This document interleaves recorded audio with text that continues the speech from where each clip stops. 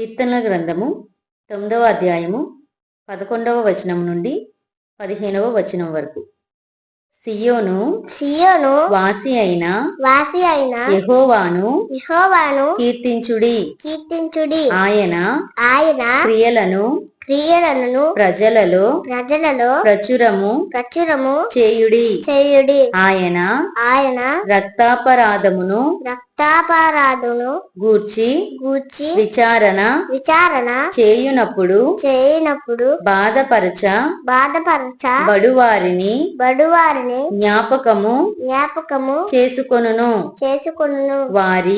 వారి మొర్రను ఆయన మరువడు. నేను నీ కీర్తి అంతటిని ప్రసిద్ధి చేయుచు సియోను కుమార్తె గుమ్మములలో నీ రక్షణను బట్టి హర్షించునట్లు యెహోవా నన్ను కరుణించుము.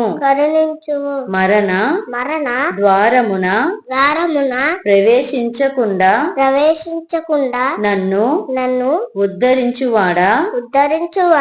నన్ను ద్వేషించువారు నాకు కలుగజేయు బాధను చూడుము. తాము త్రవ్విన గుంటలో జనములు మునిగిపోయిరి. తాము ఒడ్డిన వలలో వారి కాలు చిక్కబడి యున్నది. ఆమేన్.